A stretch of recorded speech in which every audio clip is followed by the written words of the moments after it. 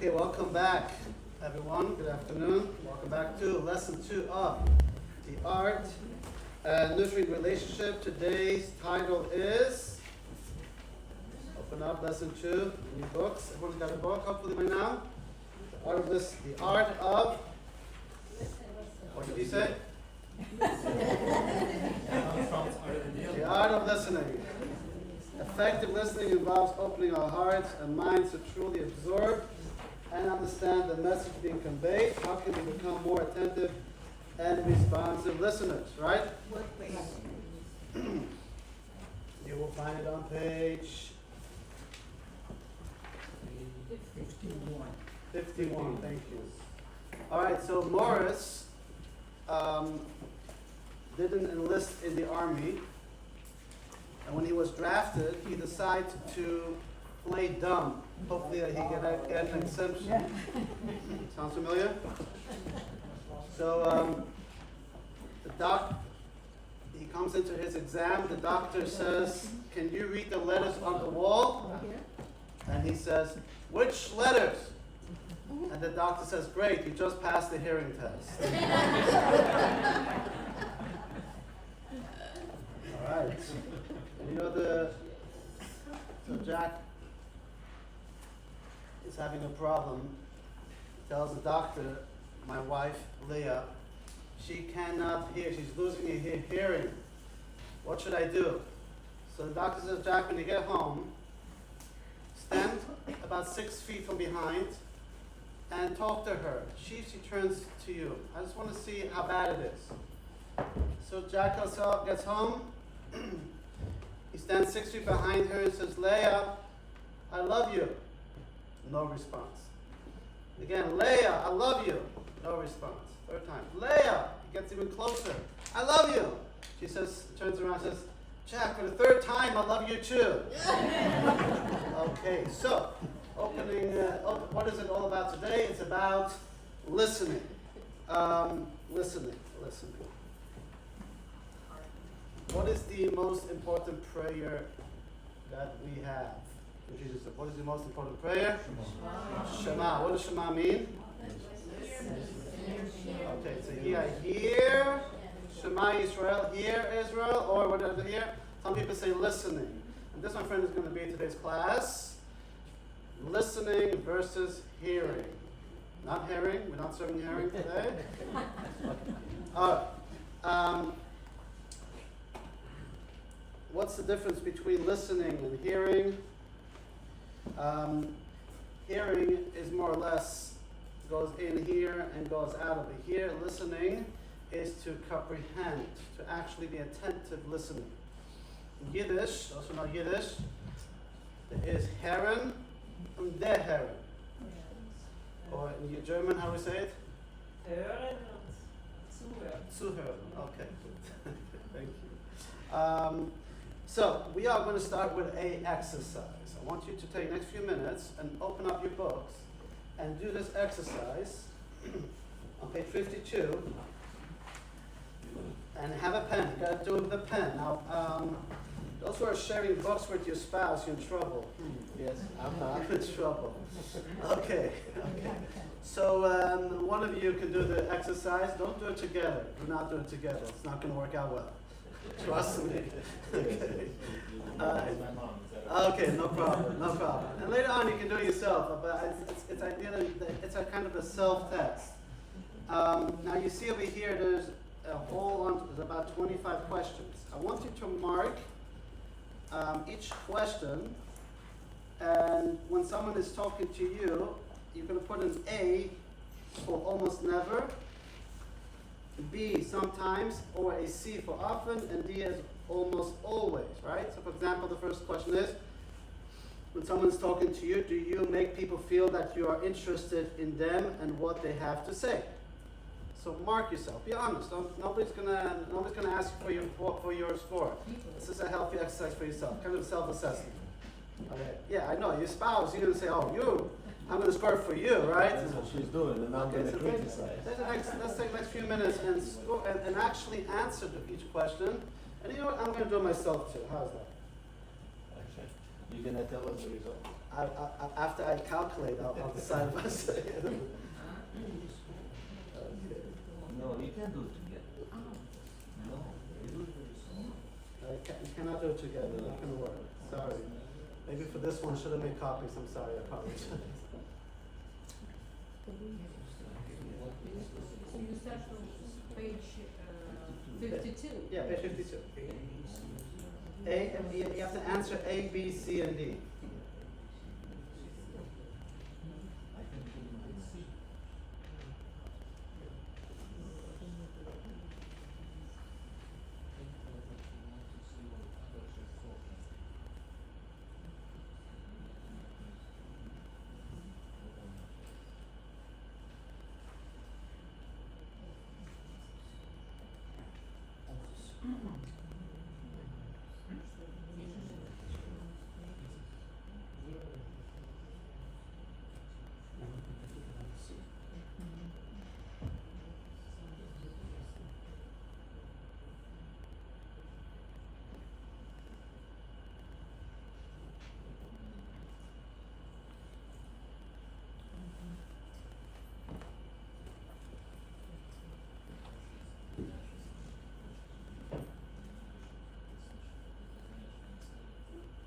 I'm already start learning.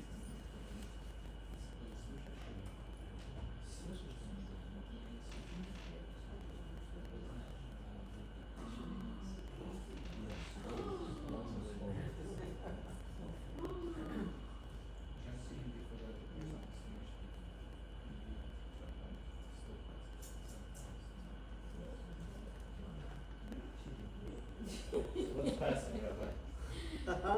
65 is passing? Rabbi, 3 is cheating. Keep your eyes on your own paper.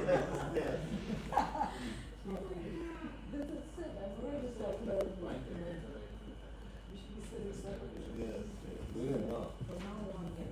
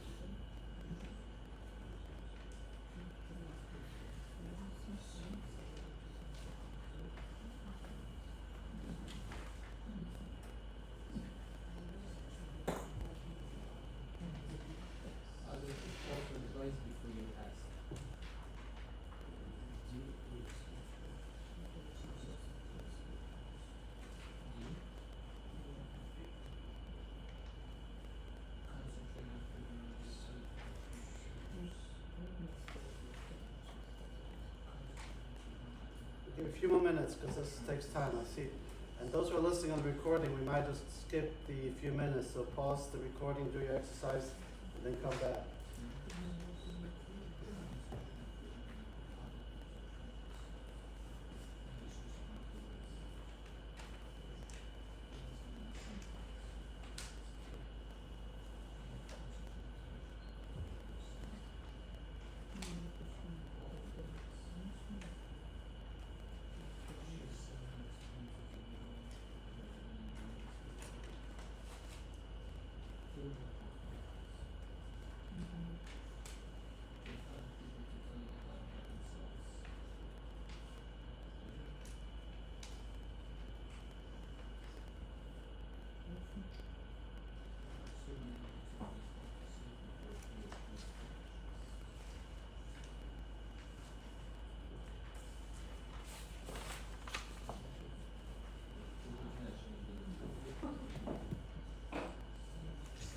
When you finished, you can score it. There's a way how you score it. You see it on your page? You add all the odd numbers. As A is 1, B is 2, C is 3, D is 4. And all the even numbers, it's the other way around. A will be 4, B will be 3, C will be 2, and D will be a 1. And take a score. So start start with the odd numbers, as A being 1, B being 2, C being 3. How's that?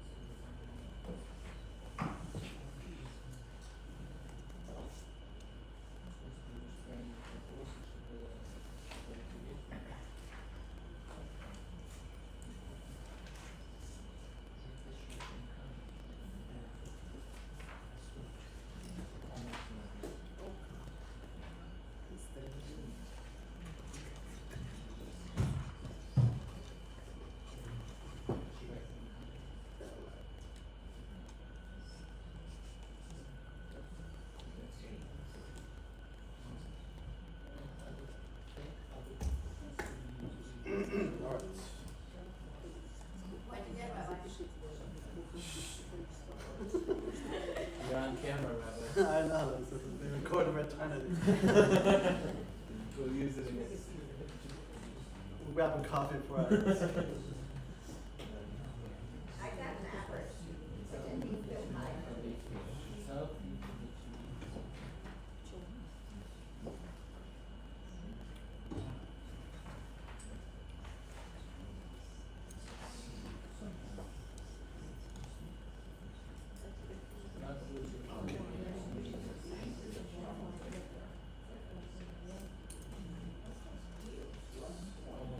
All right, almost done. Okay, 30 more seconds.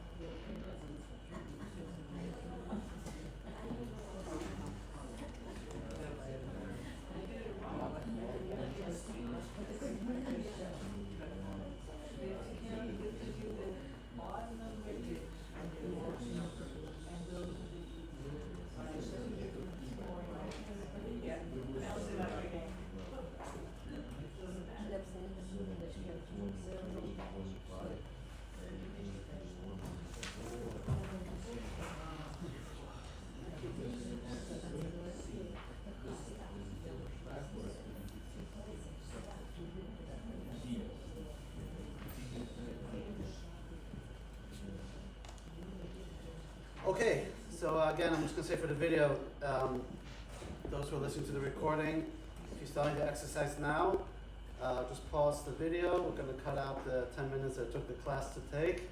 And then when you finish exercise, come back to the video. All right. Okay, how did everyone do?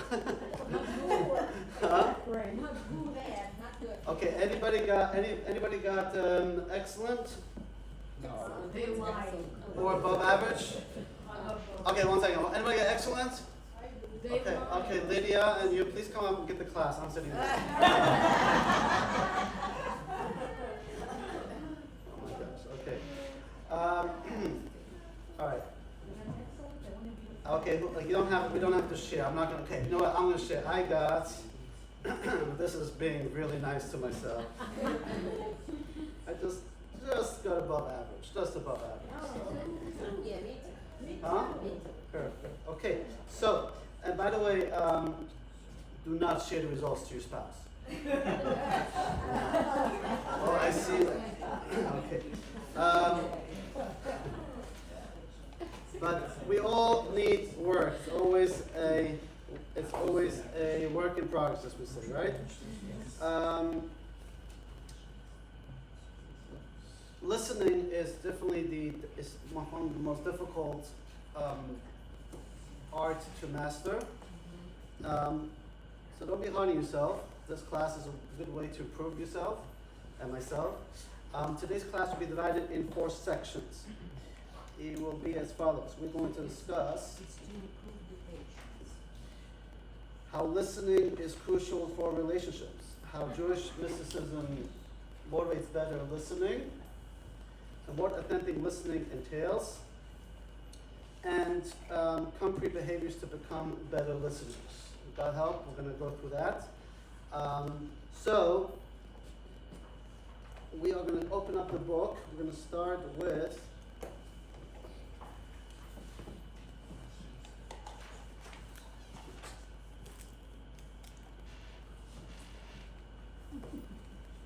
story of the Haggadah. We all know the story of the Haggadah of the 4 sons, right? In the Haggadah we talk about 4 sons. What are the 4 sons? The Chacham, the wise one, the Rasha, the wicked one, the mean one, right? The rebellious one. Then you have the simple one, and then one who doesn't know how to ask any questions, right? So the Haggadah talks about 4 sons. Why isn't the Haggadah talking about the 4 daughters? Because daughters are always perfect. Okay. We're not going to elaborate too much on the details here, but if you look in page 57, there's a figure 2.1. We have 4 verses in Scripture in Torah.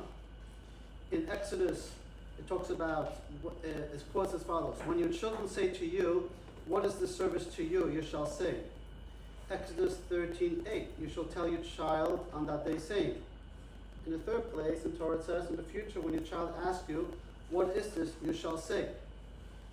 And number 4, in the future, when your child asks you, "What are these testimonies, statutes, ordinances that our God had commanded you?" you shall say. So why is the Torah talking about 4 different times? And if you just read it superficially, it refers to a child asking a question about the holiday of Pesach, like why are we celebrating Pesach? But our sages, looking through the text, notice that the Torah is not talking about one child. The Torah is talking about 4 different children. And we see that, if you're going to later on go through the text again, I don't want to elaborate today, it's not that important, how the nuance of how the Torah writes it, our sages derive that the Torah is talking about 4 different children. So number 1, we have to listen to the child asking the question, who is this child? Right? Too many times we just want to throw information or educate in the same manner to every child, to every student. The Torah is teaching us a lesson that today it's almost acceptable, right? That no child is alike. But think about 3,000 years. This is the Odyssey, the beginning of our nation. The first mitzvah, by the way, before we even left Egypt, was to teach your children Haggadah, from the word Haggadah, means to teach, to tell the story. And what do we do at the Haggadah? What do we do at the Seder? We have the children ask the questions, the 4 questions, the Manishtana. That's how Judaism began, not by just shoving down information and don't ask any questions, like some of our grandparents shared, right? When we went to school, when we went to Hebrew school, we weren't allowed to ask any questions. Judaism is the opposite. We encourage questions. But more than just encourage questions, we want to emphasize that each child is unique. But that takes listening. First we have to hear, listening, who is this child? Okay, we're going to make 4 points when it comes to listening. There's listen to provide. Oh, 1 second. Here's just the four sons: the wise one, the wayward, simple, and the one that doesn't ask. So the point is, number 1, we need to listen to provide. What does that mean? Listen to provide. Who am I talking to? Right? I'm listening. Who am I listening to? Number 1. Before I'm talking, you first listen. Who am I listening to? And if you look in the next text, we're going to skip text 1, go to text 2 on page 259. The 4 types of children inquire according to their respective natures. This is the deeper interpretation of the statement, the one who is wise, what is he saying? If you want to know what he is, analyze his saying. The same applies of all 4 types of children.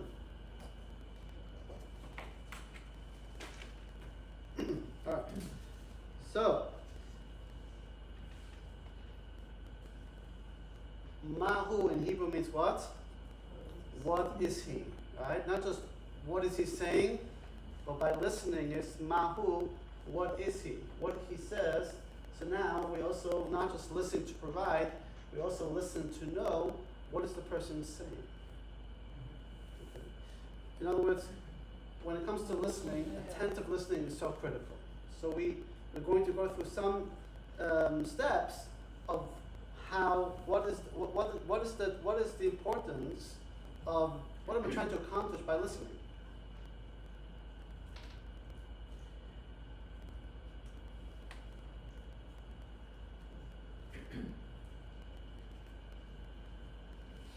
Husband, wife have always a hard time listening to each other, right? Huh? What's the number 1 problem of not listening properly? Not paying attention. Not paying attention, huh? You don't know what they want. We're not paying attention to number 1, who is talking to me, what they want, right? Yes, what else? Always on his cell phone. Always on his cell phone. She said his. Very good. Not the other way around. Always on his cell phone, distracted, right? Doesn't listen. Or says, what do you mean? I am listening, right? You does not hear. Huh? You listen, but you listen. Oh, you listen. So if you're listening, not present, or you listen, or you're on your cell phone, you're hearing, you're not listening. Okay?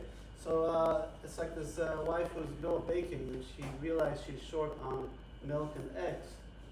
So she tells her husband, can you go quick to the grocery and pick a carton of milk? And if there are eggs, pick up 6 boxes of eggs. He comes home 15 minutes later with 6 boxes of milk.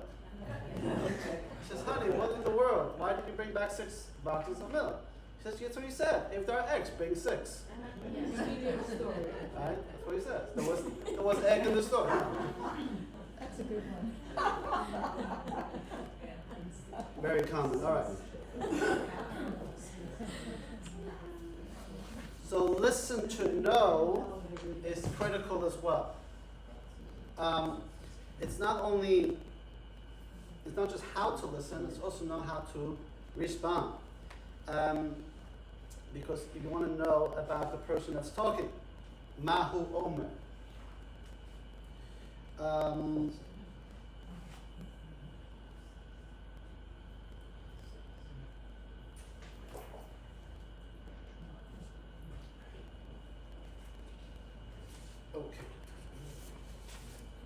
next one will be listen to connect.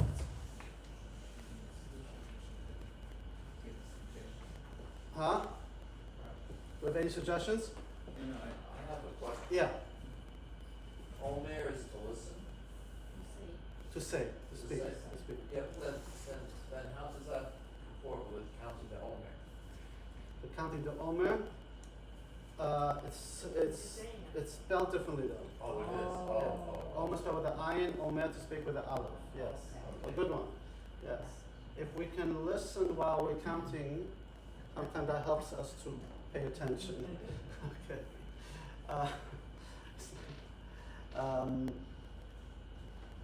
Okay. Let's go to the next one. I'm trying to go through this class a little because we spend a lot of time on the exercise. I'm sorry that I'm skipping a few texts, but we're going to get clarity as we go on because we're going to speak about the importance of listening, and then the most important thing, give us some tools, give us some Torah wisdom how to implement better listening. Okay. Most importantly, as Stephen Covey says in 7 Habits of Effective People, what?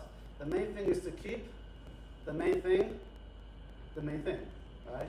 So the main thing when we're talking about listening, in addition, yes, listen to provide, listen to know, is actually listen to connect. When you're listening, you want to listen to connect to that person, right? Take an interest in that person. Take an interest. What is he saying? What is she saying? So it's not about the information, it's not about data, but it's about, am I listening? Why am I listening? Because I want to connect to that person. Or that person trying to connect to me. So then, what's the first reaction? I'm not interested in connecting, right? Okay, so don't take this class. But we are here to nurture relationships. We all want a stronger and better connection, as we learned in last week's class, right? Lo tov hadam li'od levado. It's not good for man to be themselves alone, right? We need connection. It's a need that we need. But so listening has to go in a way that we connect. Like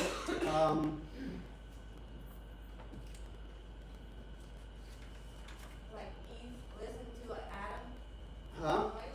Yeah, that's where it all started. That's all started. No, Charifka's grandmother, who survived Soviet Union, had a cousin who, his name was Mendel Futterfass. He was an incredible Hasidic Jew who survived. He was sent to the Gulag for 14 years for being a Jew. But when he came out, he became a mentor to many, and mentored one of the greatest yeshiva in Israel, and he was a spiritual master. And he always had a smile. He always would listen to people, make people great, feel good. So once he was at home. He was very elderly. People after shul on Shabbos, they came to visit him. It would be like they walk home from shul. They would stop in to visit Reb Mendel. And something in shul, there was a story that was shared in shul by the Kiddush. That was an incredible story. So the first guy walks in, tells Mendel, tells the story that the guy heard in shul. He tells Mendel the story he heard in shul. Mendel listens to every word. 10 minutes later, the guy leaves. Another guy walks in. Says, Mendel, I got to share the story that I heard in shul. Mendel listens to every word again. And the third guy walks in again. Says, Mendel, I can tell you the story an amazing story the rabbi said. Mendel listens to the story again. So his assistant says, Mendel, why didn't you tell me? You heard the story already 3 times. And he said, I didn't hear the story 3 times. I was listening to each one the way they say the story, so I can connect to them. Now, next part is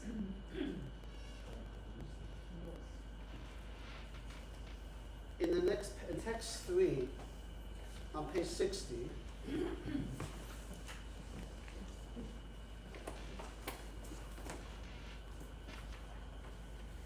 In Song of Songs, there's a beautiful verse. It says as follows: "Show me your parents, let me listen to your voice, for your voice is pleasant and your parents is common."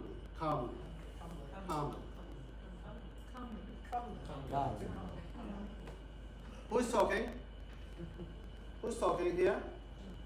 Right? The whole Song of Song is a relationship, is a parable of relationship between husband and wife, like a love relationship. But it's a parable to what? To the relationship between God and the Jewish people.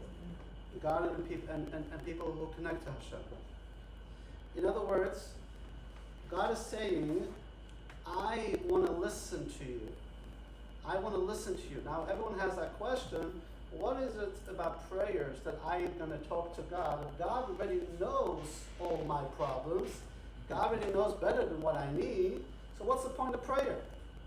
If you notice, our prayers are pretty long, right? Come Shabbos morning, the prayer can take 2 hours. What is it about prayer? So more than God wants to, it's not about what you're telling God. God wants to listen to you. Why? Because God desires connection. So when we are talking to God, we are connecting to God.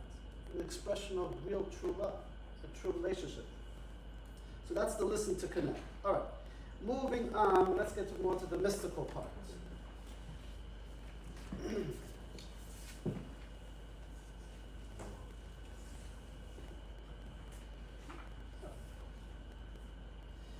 Last week we talked about the two souls, right? What are they? The animal soul and the godly soul. Who is the speaker and who is the listener? Godly listener. God is the listener or God is the speaker? Listener. Huh? Mostly listen. Mostly listens. Yeah. The problem with listening, problem people have a hard time listening is what? They always want to talk. They always want to talk, right? Like this couple, when this couple said that when we were dating, the guy says, I did most of the listening and she did most of the talking, I did most of the listening. When we got married, when we got engaged, I did most of the talking, she did most of the listening, and when we got married, we both did the talking and the neighbors were listening. Be careful what I say. So listen. When you listen in order to talk, right? Listening, you don't listen. Most people are listen or hearing. It's all about what are they going to say next, right? So I'm going back to the souls. It is the animal soul who always wants to talk. He's the speaker, the natural speaker. The godly soul is the natural listener. Just to repeat, we learned last week the difference between the godly soul and the animal soul. This is the great chart, right? And I hope, did I say I'm going to email this chart out? Did you get in the email? You didn't read the email. It was only in the slideshow, but here we have the difference again. But more or less, the main difference is animal soul is self-centered, it's egotistic. The godly soul is selfless, right? It always cares about others. So in a relationship, the animal soul is stubbornly apathetic, only cares about himself, right? So it's not interested in listening. It prefers to speak. He will listen. When will he listen? When it's in self-interest, right? I have to listen when it's self-interest so I can know what can I get out of me connecting or out of what can I say next? Which also brings to the point that our default, we said last week, our default position is mostly we are the animal soul. So this is the core problem, that we're always functioning out of our default position. So if my animal soul is in the driving seat, I have a hard time listening to others. I have a hard time connecting. So what we're going to do is we have to be more godly, more soul-oriented. The more we are tuned in our soul, the more I live a soulful life, the better I can listen. Very simple, but very profound, correct? Okay. We said also last week that too many times people say in a relationship, you have to be yourself, right? Just be yourself. Be yourself. And we said that's a dangerous road because being yourself, what are we talking about being yourself? Being yourself is the animal soul. Rather, as being yourself, we have to practice to be your true self. To be your true self. Our true self is our godly soul. Because the godly soul wants to provide, wants to connect, wants to listen. Now, there's a second important reason why a soul consciousness is crucial to the skill of listening. And this is something completely fascinating that is going to be a very important part that we might, till now we kind of say, okay, it's kind of obvious what the rabbi just said. It's pretty much obvious, right? No? Yes? No? Maybe. Okay. Go back to your chart, do a self test, see how much better you got it. All right. Okay. The second part is, I'm going to ask you a question. If God speaks to you, if God would speak to you, would you listen? If you hear of sudden the voice of God, would you listen? Yes or no? Yes. Why? Huh? It's God. Okay. So why do you listen to your wife? Didn't she tell you that she? No. She's a representative. Well, She's a messenger. we will share a story to understand a second reason why a soul-centered life is critical to listening, not just because only a godly soul can really truly listen to connect. We'll give a second reason, but first a story. You have a quick question? I was thinking, I read a quote once that said that when you pray, you're speaking to God. Yeah. When you meditate, you're listening. Oh, excellent. I love that. That perfectly ties in with what we're about to share, which with the rise of the Hasidic movement about 300 years ago, the deep teachings of Hasidic movement has embraced the mystical teachings to incorporate in our day-to-day lives, and which leads to people who follow the Hasidic philosophy to meditate, to spend much more time in deep prayers than just only learning Torah, but also spending a lot of time in prayer. So this story, the next story, will bring this out. Let's listen to the story.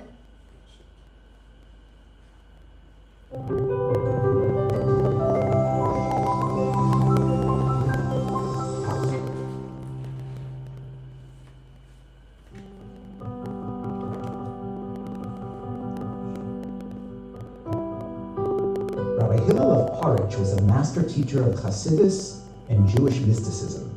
When Reb Hillel traveled, his student Reb Sholem Omener would accompany him. One evening, they stopped at an inn and Reb Sholem began to pray the evening service. As part of the prayers, Hasidim often meditate deeply on the nature of God as well as undertake profound soul searching. Reb Sholem spent so long meditating and praying that by the time he completed, the sun had risen. So, Reb Sholem began the morning service. Later that day, the innkeeper came to pray the afternoon prayers and saw that Reb Sholem was still in the middle of the morning service. The innkeeper, who was a simple villager, exclaimed, "What is it with this Jew? Yesterday he spent the whole night in prayer, and now he has prayed the whole day. I'm different. I can just say Shema Yisrael and be done with it." Obviously, this man is a simpleton. Reb Sholem had completed his prayers and overheard this remark. His mentor, Reb Hillel, later commented, "The words of the simple villager had more impact on Reb Sholem in terms of self-improvement than 3 years of me teaching him the deepest secrets of Jewish mysticism."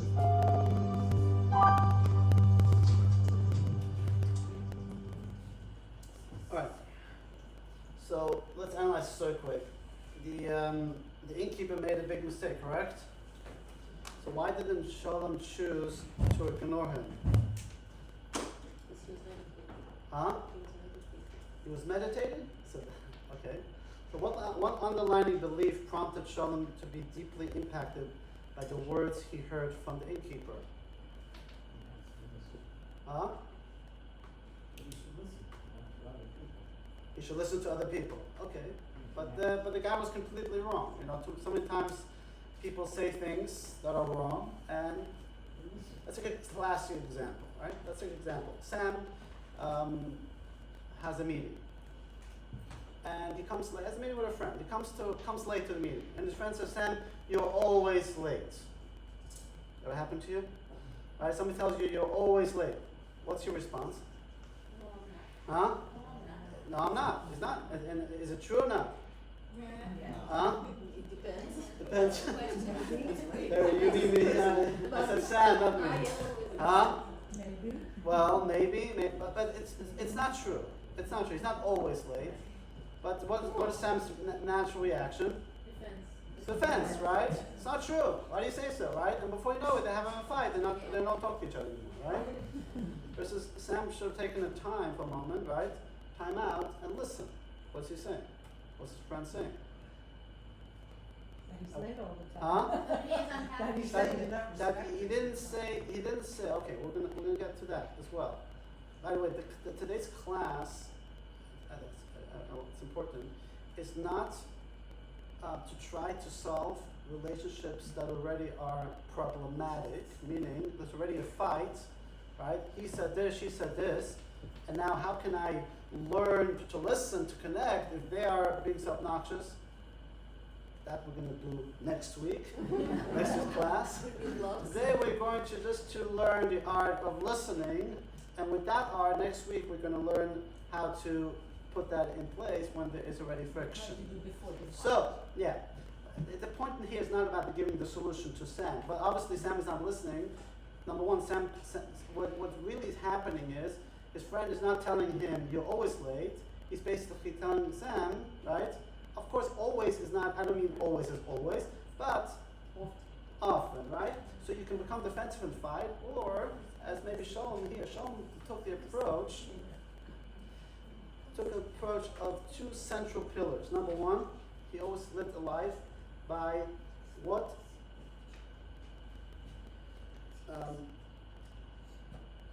every moment of life has purpose. Everything number one, everything in life, every moment in life has purpose.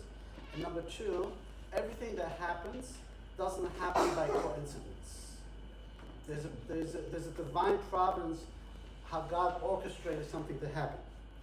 So, to him, with underlying belief prompted Shalom to be impacted by the words he heard, he always asked not, what do I need? Who asked, what do I need? The animal soul, right? Rather, he always asked, what am I needed for? That's number one. Number two, nothing is random. Everything is meaningful. Okay? Look at text number 5. Page 65. The Talmud teaches that of all that God created in his world, not a single thing was created without purpose.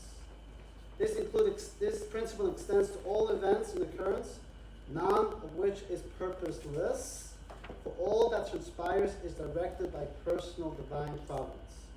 Similarly, awareness of specific information is not purposeless. We are not made aware of anything irrelevant to our service of God. So, obstacles of listening is, there are two obstacles. The main obstacle of listening is a sense that what the person is telling me is irrelevant. Right? Relevant, not important. And I don't have time. I'm supposed to do something else in this moment. Why is this guy talking to me? That is coming from where? From the animal soul. What does the godly soul says? Huh? Nothing is irrelevant, right? Nothing's irrelevant. Everything has purpose. And number two, nothing, not one moment is unimportant. Every moment is a call for me to do something. So let's see over here. The obstacle to listening, information is irrelevant to me, and I need to be doing something else. So the godly sources ask, what is the purpose? What is the purpose?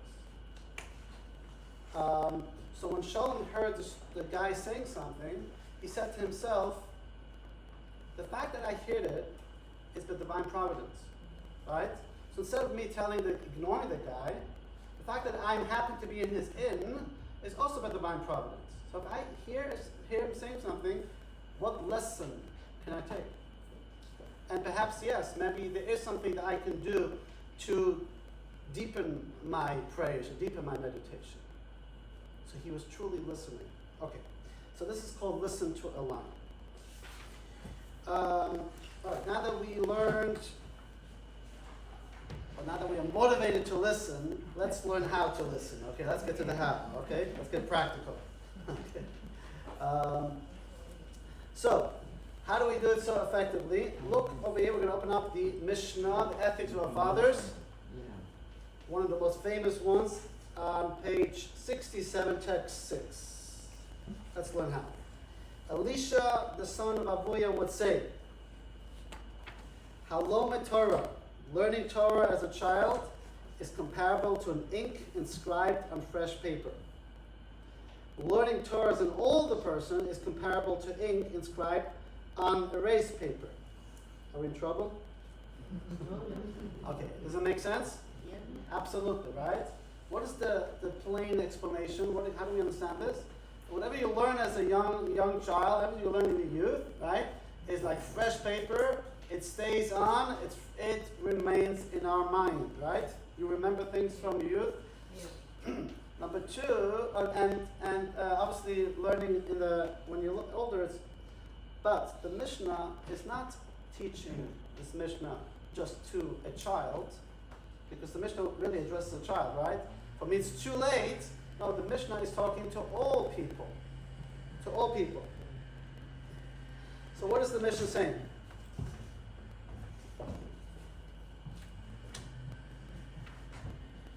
Look in text 7. Look at text 7.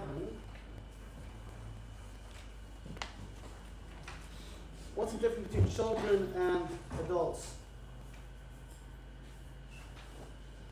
Why is it that when we are younger, is it just the brain? Why is it that when we're younger, I remember things much stronger than when we are older? You're just learning. Huh? Starting on the brain, right? Fresh, huh? Fresh ground. Fresh round. Okay. So now, Children learn more easily. why? Learn faster. Why? Because it's They're new. interested. Huh? Because they don't have the prior set of beliefs that they have. Okay, exactly. Very good. Very good. Their fresh paper, the Mishnah says, is that they have no prior understanding, prior belief. They're absorbing everything you're saying. They're actually really listening. They're listening. Right? Adults are not listening. When we are listening, you listen to a class or to the rabbi, right? You already have a filter. You have a filter. You come with your preconceived ideas and beliefs. It's very hard to actually listen. What did I just say? What did you So, say? okay. So the Mishnah says we all can learn like a child. We all have the ability to learn like a child. You know what's step number one? Step number one is to be active listening, obviously. Look in text 7, Hasidic teaching. In text 7 from Rabbi Shalom Dober Shnesu, who are named after the fifth Rebbe Chabad, writes beautifully as follows, page 69. When students study with their mentor, they must divest their minds and thoughts from other matters, stripping themselves of all personal thoughts. Failure to detach themselves from personal thoughts will obstruct their ability to absorb the communicated ideas. Right? Like you said earlier, cell phone, right? If you're going to be on your cell phone or constantly looking at your cell phone, you're never really listening, you're distracted. Additionally, when listening to the teacher's delivery, students must not employ their own intellect to understand the spoken concepts. If they do, then at that moment they will not be in a state of receptivity and they will not truly receive the concept imparted by the teacher. Instead, they must set aside their own minds, only listening to and absorbing the ideas from the teacher. That is when they truly receive the communicated ideas. In other words, and here's the key, to be in a state of reception means to be in a state of bitul, self-surrender. Okay, so self-surrender, bitul, is a very important word. Those who learn Hasidic teachings, and Tanya, we have this a lot, right? Self-surrender does not mean to, not to become important or to lose yourself, lose your identity, but surrender means to surrender your ego. You're trying to grow, you're trying to learn, you're trying to connect. First thing is surrender your ego. So can the animal soul activate bitul, self-surrender? Absolutely not. It is only the goddess soul that has the capacity. So what's the number one thing? People always say the easy thing is, what's the key to listening? Number one is to be silent. And what's the beautiful? If you're receptive, you don't become judgmental. But the beautiful thing about the word listen in English is what? Has the same letters, if you arrange them to what? Silent. Let's make it very simple.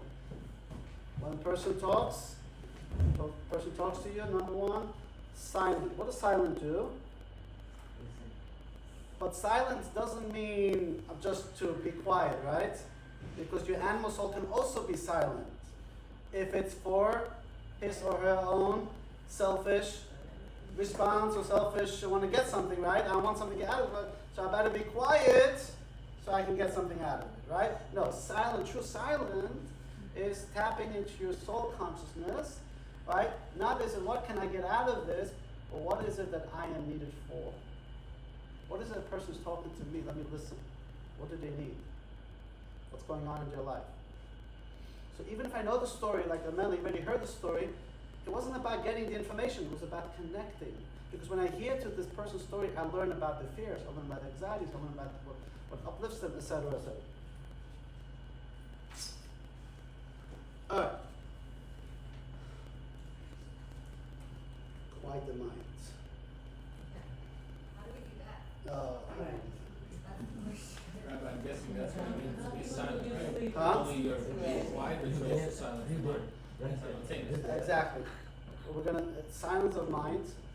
Make sure. That takes a lot of exercise, and as we know, the book of Tanya, those who are not familiar, is one of the foundational works of Hasidic teaching, written by the first Chabad Rebbe 250 years ago.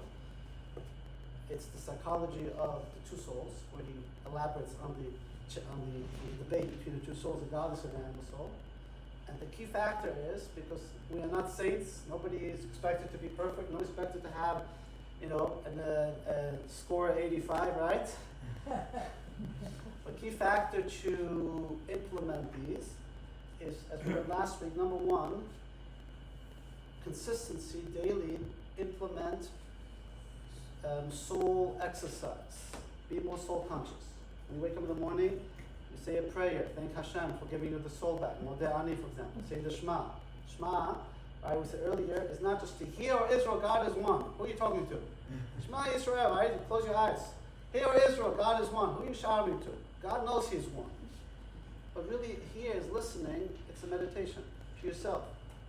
Close your eyes, meditate. That everything in this world is not doesn't just happen haphazard. There is a purpose and meaning. God runs the world. God is present everywhere.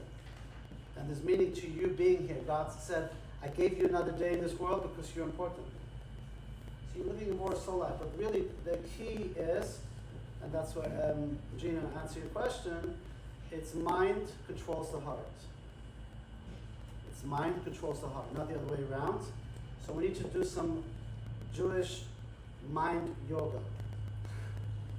And we'll learn some of those exercises as we go through this class. Okay? Mind is very powerful. I want to get off topic. It takes work, like we said last week.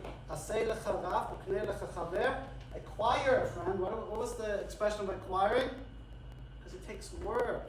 You gotta work for it. You gotta earn it. You can't just go in a relationship and I'll listen and I'll get everything I want. It doesn't work. Okay. We are going to do watch a video. Yeah. So, but if you just listen without judgment, Mm-hmm. all right, then you just simply accept everything that you heard, all right, and then next time when someone else is gonna tell you something different, you're gonna erase what you just heard and accept the other, you know, Yeah. that you're coming without your rulers, you know, and. It's a good, excellent question. So I didn't finish this. The second part is it doesn't say as a student just to have bitul, right? Meaning self-nullification, just accept everybody says. Listen first, without bringing your ego into, without bringing yourself in. But after that you listen and you really analyze, and we're going to see the next video, right? And then you have to respond. But the way you respond is the way you don't have to agree with everyone, right? You don't have to agree to everyone that says everything and say, oh yeah, correct, I hear you, and I hear you too. You remind me of the guy of this shul. It's a classic. The shul that had a big fight. What was the big fight? Do you know these temples that have fights in their temples? Yeah. Right? Not fist fights. Not this shul. Not this shul. That's right. Not this shul. So there's a big fight in this temple. What's the fight? The fight is, do you have to stand when you say the Shema prayer, or you have to sit? So half the shul stands, half the shul sits, and every Shabbos they're having arguments. There's literally two parties in the shul: the standing party and the sitting party. The rabbi was there, had enough. He says, after so many years of fights, we've got to settle this. We're going to go and visit the original founding rabbi who is retired in a nursing home. He's 103. We're going to ask him what was the original custom in this shul. So please, let's get a representative of the standing and a representative of the sitting party, and we'll ask him. All right. So you all know that. So they come to the rabbi comes with the two people. The wisdom of the rabbi. Isn't it true? The first guy said, "Isn't it true that in the shul when said Shema they were standing?" Yeah, that's true. That's true. Then the other guy says, "Rabbi, isn't it true that when we say the Shema originally when you were there, when the founding members that were sitting?" And he says, "Yeah, it's true." So the rabbi said, "Rabbi, sorry, sir. How can he be right? And how can he be right?" And they were fighting already in front of Rabbi. So he said yes. He said no. And Rabbi said, "That's exactly how it was from the beginning."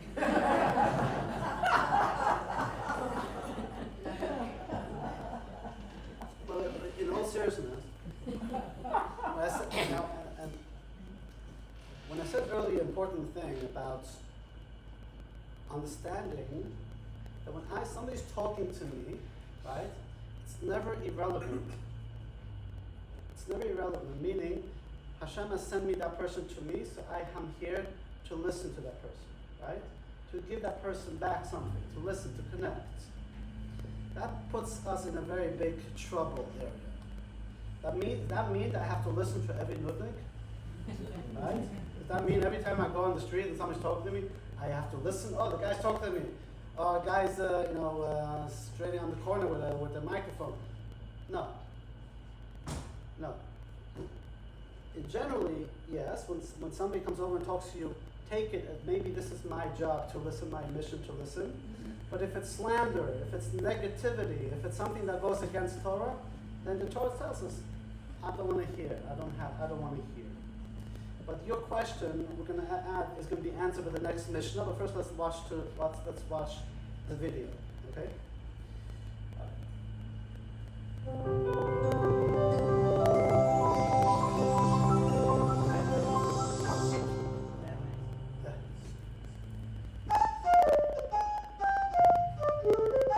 When sound waves hit our eardrums, we hear, but are we truly listening?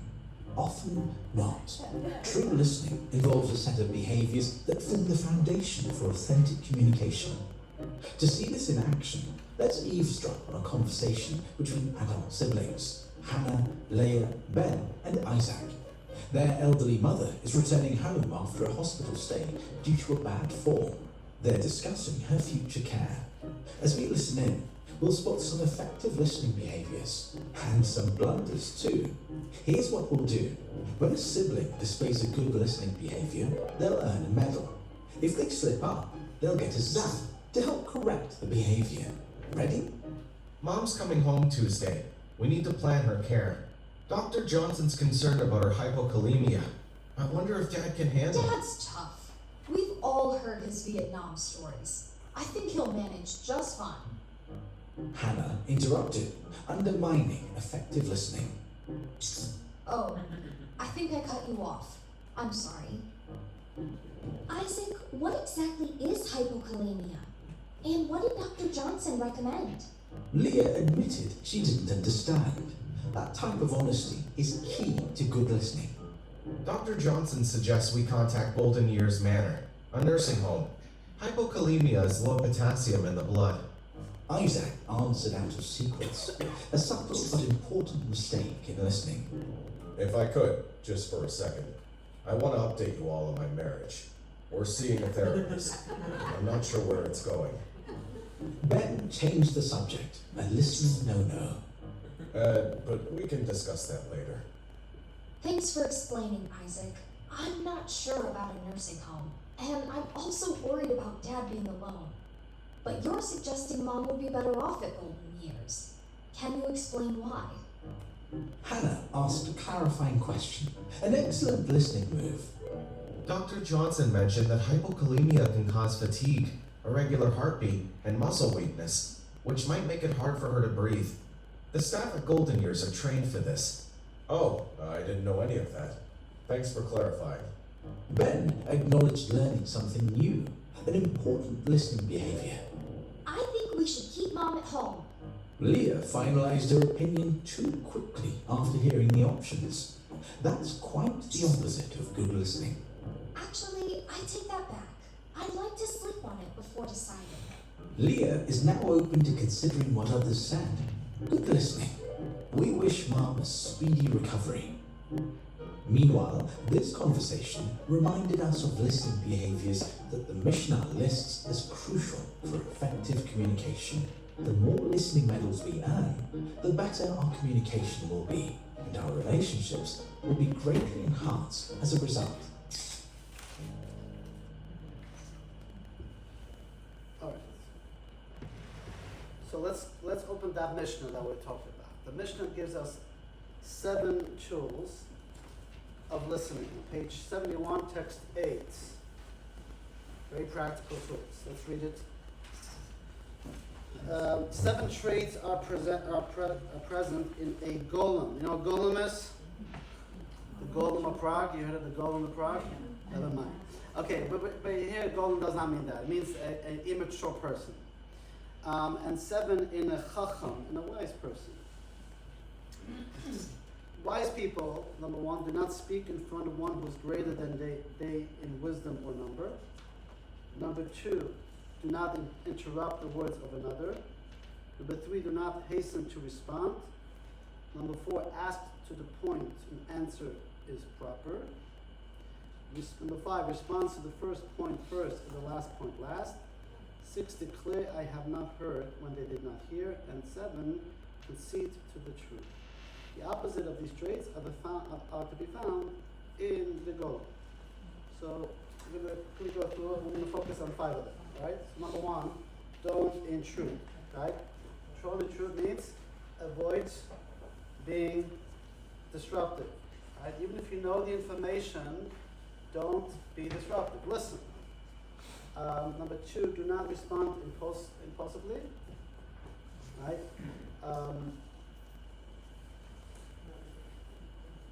Number 3, ask an answer to the point. Number 4, respond in order. Number 5, say, I have not heard. And the bottom line is, speak less and hear more.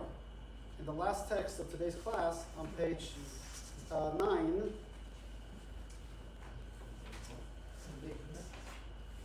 this is a famous one, on page 9 and page 74, sorry, text 9, page 74. A person once observed that a colleague tended to speak far more than he listened, so he told the fellow, notice the difference between your ears and your mouth. God created you with 2 ears, but just a single mouth, implying that we should listen twice as much as we speak. Right? It's easy to speak, it's hard to hear.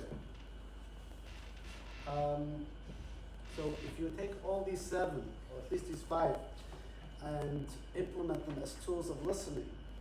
With the most important is to live more soul conscious while you're trying to connect with somebody else. This will be your greatest gift to connect. This is by the key also of showing empathy. We spoke last week. You can't express true empathy if you don't truly listen. Listen as we spoke today. There's an anecdote in the Torah. We're talking about the Pesach. So when we had the 10 plagues, right? What was the first plague? Blood. The second plague was the frogs. What happened to all the frogs? They came to Florida, right? All the frogs that multiply 1,000 frogs, they end up being all burned in an oven. That's what the Medrash says. When the Jewish people left Egypt, it says that the dogs did not bark when the Jews left. And as a reward, God told Moshe that the people should feed the dogs give them a reward, feed the dogs. The fact that they didn't bark when the Jews left. So the question is, why did the dog get rewarded and the frog did not get rewarded? The frog also was here as a messenger, right? To bring the plague. Why did the frog get destroyed, get burned, and the dog get rewarded with food? Why? Huh? Why? So a wise person said, exactly. It must be easier to. It doesn't say that they burned the frogs. The frogs jumped into the oven and got burned. Somebody said it must be easier to jump into a burning oven than keep one's mouth shut. Strongly. Okay. But the point, let's watch so speak less and hear more. Let's watch the last part here, then we can. Lesson 2. The art of listening. 1. Hearing is the perception of sound, whereas listening requires opening the mind and heart to absorb an articulated message. Hearing is effortless. Listening is a challenging art to master. 2. Listening is crucial for relationships. We need to listen to provide properly to those around us, to know them meaningfully, and to connect with them profoundly. 3. Providing for others, knowing others, and connecting with others are not inherent to the makeup of the animal soul. Listening becomes more natural when we are in tune with our best selves, giving the godly soul, a natural listener, a stronger voice in our lives. 4. Jewish mysticism emphasizes the importance of living with a mission mindset, discovering how every experience, including the words we hear, relates to our greater purpose. This awareness motivates us to listen, to align with what God expects of us in the moment. 5. To listen means to adopt a child's mindset, quieting the mind, not only from thoughts unrelated to the subject, but also from reflection and judgment about the articulated message. After the speaker concludes, the second step of good listening is carefully analyzing the message to read between the lines. 6. The Mishnah advocates several communication habits that create an environment conducive to good listening. All right, next week will be the art of disagreement. If you disagree, come to the class. I disagree with that. I look forward. It was a pleasure. I was trying the next week to start more on time, so no pressure on time because the class took longer than normal. We tried to keep the class under an hour. That's the key. Otherwise, people no longer listen. So it had to end up. There was the shul where the synagogue where this guy would always fall asleep with the rabbi's sermon. Right? Always falls asleep with the rabbi's sermon. So once the rabbi was about to get up to speak, before he even had a chance to speak, the fellow fell asleep. The fellow fell asleep already, and the rabbi was fed up. And he says to his to the president, "Wake the guy up." The guy gets woken up. The rabbi says, "Oh, you're not embarrassed to fall asleep even before you even started?"